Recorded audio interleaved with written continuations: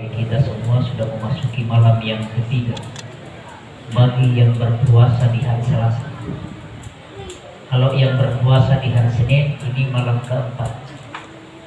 Tapi ada dasarnya kita mengapa hari Selasa di start dalam firman Allah yang berbunyi atiullah wa atiur rasul wa ulil amri minkum. Ikuti Allah, ikuti Rasul, dan ikuti pemerintah. Kalau itu salah pemerintah, pemerintah yang tanggung dosanya. Tidak usah takut. Kemudian yang salawat kita aturkan kepada junjungan kita Nabi besar Muhammad SAW, Nabi panutan kita, Nabi idola kita, Nabi satu-satunya yang dapat memberikan syafaat yaumil kiamat nanti. Jamaah salat tarawih yang sama-sama dimuliakan oleh Allah Subhanahu wa taala. Sebelum saya memasuki materi atau judul ceramah yang saya akan sampaikan pada malam hari ini, saya mengajak kepada kita sekalian untuk merenungi yang namanya bersyukur kepada Allah Subhanahu wa taala. Yang pertama, pernahkah Bapak Ibu bersyukur kepada Allah Subhanahu wa taala pada saat menjenguk orang sakit yang lagi sakit di rumah sakit atau lagi sakit di rumah?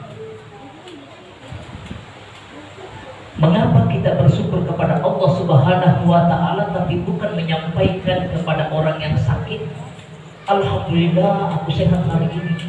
Jangan disampaikan begitu, tapi cukup di dalam hati, alhamdulillah kita masih sehat. Artinya apa? Orang yang sakit itu tidak bisa lagi sebebas-bebasnya beribadah kepada Allah Subhanahu wa taala. Makanya kita bersyukur. Tapi kadang kita sebaliknya seperti ini Bapak Ibu. Kalau menjenguk orang sakit itu, kita beli buah-buahan yang luar biasa tidak pernah dia makan. Kalau kita bawakan orang yang sakit makanan apa saja yang enak atau tidak enak, tidak bisa dimakan. Kenapa? Dia sakit. Jadi paling bagus itu kita bawakan orang sakit lagi di rumah sakit, saja amplop itu baru kita sampaikan kepada penjaganya, silakan beli apa kebutuhannya. Daripada kita belikan yang tidak bisa dia makan, sedangkan penjaganya tidak setengah mati memakan yang pembawanya. Ini yang pertama. Yang kedua, pernahkah kita bersyukur kepada Allah Subhanahu wa taala pada saat kita mengantar jenazah ke kubur? Kenapa kita bersyukur dalam hati? Alhamdulillah, bukan kita yang meninggal. Kalau kita yang meninggal sudah putus, tidak bisa lagi kita berusaha untuk beribadah kepada Allah Subhanahu wa taala. Itu yang perlu kita bersyukur dalam hati. Kita bersyukur kepada Allah. Masih bebas kita, masih bisa beribadah, masih bisa kemana-mana. Ini yang perlu kita bersyukur. Yang ketiga, pernahkah terketuk dalam hati kita pada saat kita menjenguk saudara-saudara kita yang ada di NP, yang ada lagi di penjara? Pernahkah kita bersyukur kepada Allah? Alhamdulillah, kita bebas. Dibanding mereka yang di penjara itu diandaikan burung dalam sangkar, tidak bebas, mau terbang kemana saja itu tidak bisa. Alhamdulillah, kita masih bebas, kita masih bisa beribadah kepada Allah, kita masih bisa enak mau makan apa. Alhamdulillah.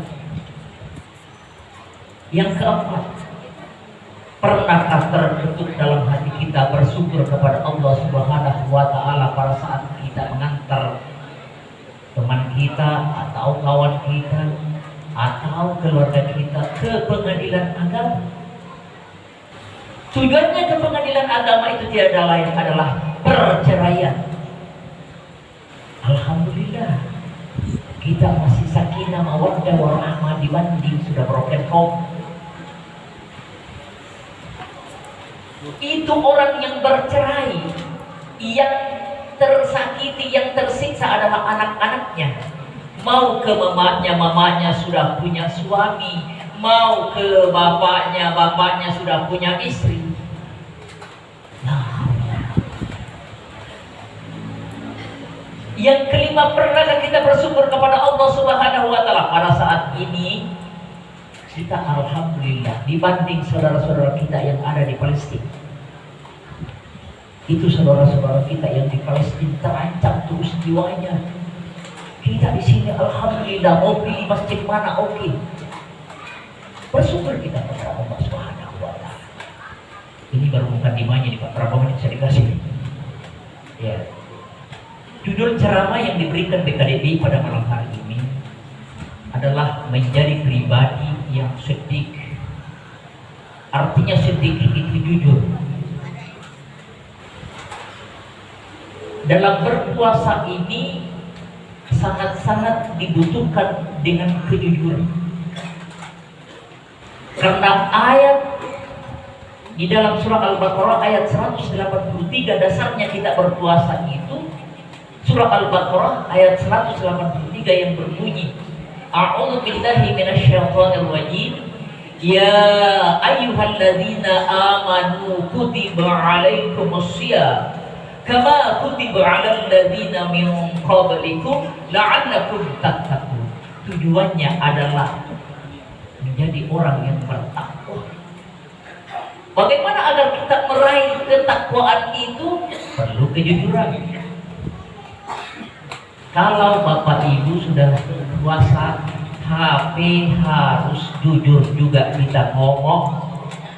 Ini yang membahayakan kita. HP bisa kita tidak ada pahalanya puasa karena selalu bohong dan bohong, tidak jujur. Kadang suaminya, istrinya menelpon suaminya, Pak, di mana posisi? Saya lagi rapat ini. Jangan diganggu dulu, rapat ini. Padahal itu tidak rapat. Itu tidak terasa, itu kita sudah bohong itu. Itu artinya kita sudah tidak jujur. Ini sangat kehati-hatian. Enak kita main HP. Tapi yang tidak bisa kita bendung adalah bagaimana supaya tidak jujur. Jamaah sekalian rahimahullah. Ada satu kisah yang menarik dan luar biasa di zaman Rasulullah. Ada seorang yang membeli tanah,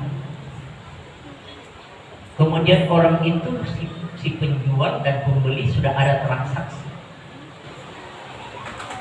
Karena sudah diberikan kejujuran oleh Allah Subhanahu wa taala dan sudah diberikan gelar ketakwaan oleh Allah Subhanahu wa taala, orang yang membeli tadi tanah sudah menggarap tanahnya.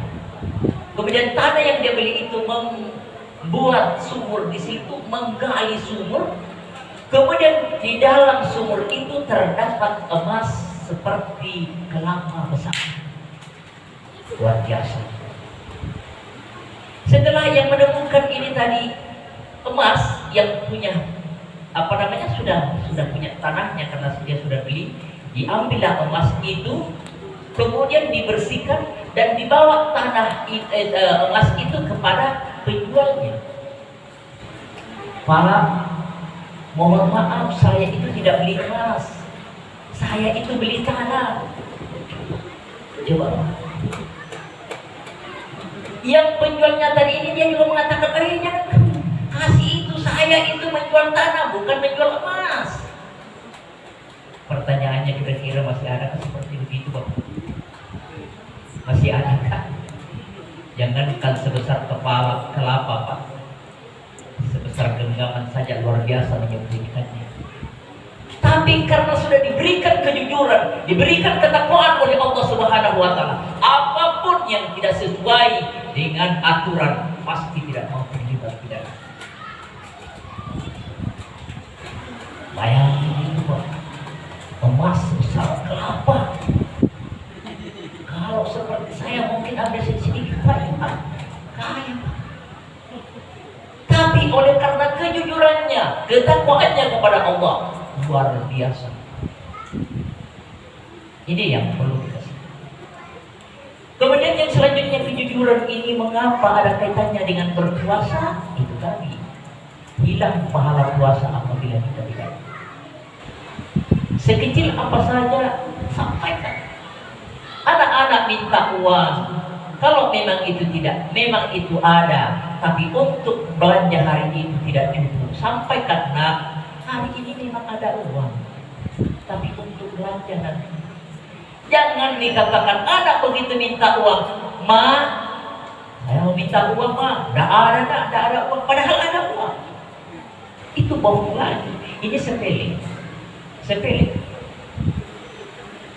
Jadi saya tegaskan di sini, mari di dalam bulan berpuasa ini betul-betul kita merubah sikap-sikap yang tidak baik.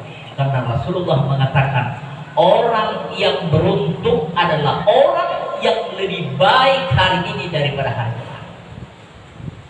Yang kedua, orang yang merugi adalah orang yang sama hari ini dengan hari kemarin. Dan yang ketiga, orang yang dilaknat oleh Allah Subhanahu wa Ta'ala adalah orang yang lebih jelek hari ini daripada hari kemarin. Mari kita manfaatkan sebaik-baiknya di bulan suci Ramadan 145 Hijriah ini. Tamu yang sangat luar biasa, yang membawa berkah, membawa ampunan, membawa ikum minan nar, dan melipat gandakan pahala-pahala yang kita laksanakan di bulan suci Ramadan. Demikianlah ceramah singkat yang sempat kami sampaikan. Semoga dapat bermanfaat bagi kita semua, termasuk diri saya sendiri. A'udzubillahi minasyaitonir rajim. Assalamualaikum warahmatullahi wabarakatuh.